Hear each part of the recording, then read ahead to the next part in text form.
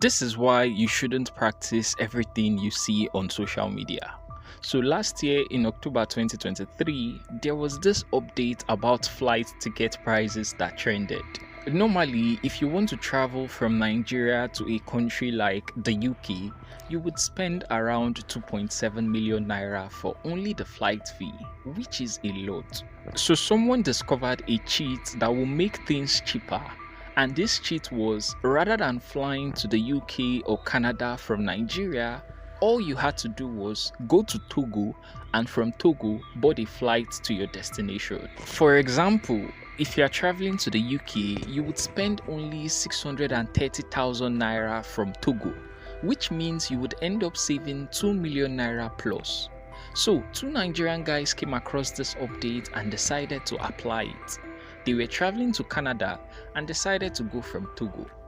They got to Togo on the 6th of November and lodged in a hotel until the day of their flight to Canada.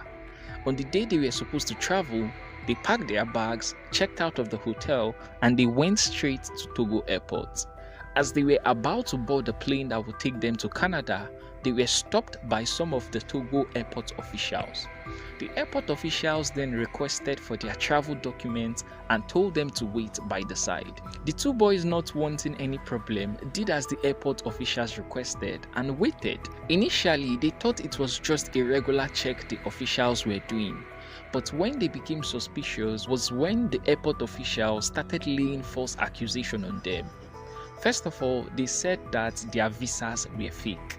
But when the two guys explained that they got their visa through an agent and explained the process at which they got the visa, the airport officials came up with another claim. They said their passports were fake.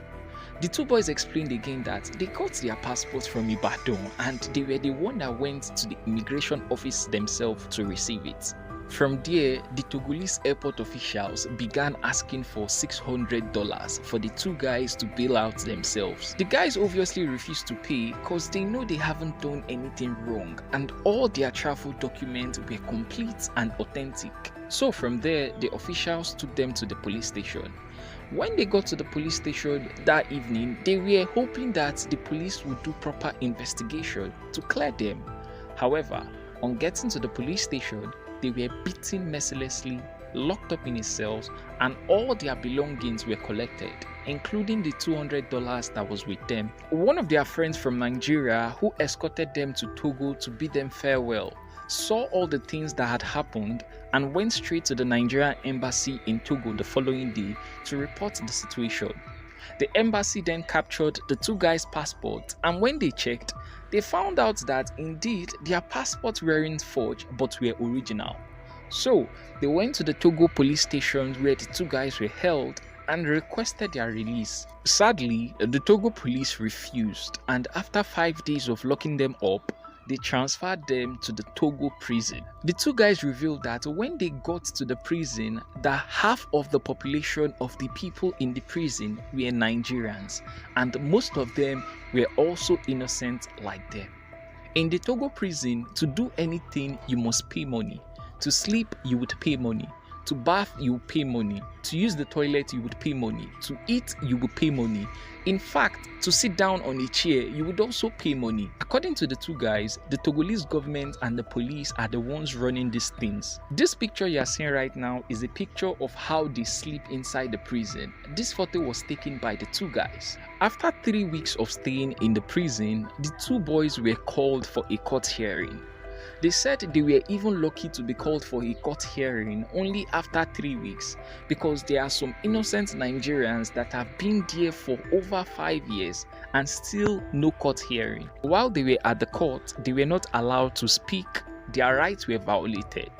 At the end, they convicted them for 1 year, but eventually reduced it to 6 months and asked them to come back the following week.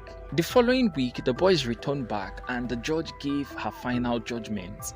The painful part is that they didn't even know what the final judgment was, if it was the 6 months jail term they gave them or they reduced or increased it, because the whole sentencing was done in French. This is why you shouldn't practice everything you see on social media. Because something worked for Mr. A doesn't mean it will work for Mr. B.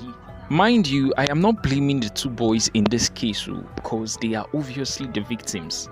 I'm just using their story to pass a message. Imagine spending 6 months in jail while being innocent. It is so sad, and I hope the Togo government do what is right and set these boys free. I'm Caleb, and I've uncovered this case.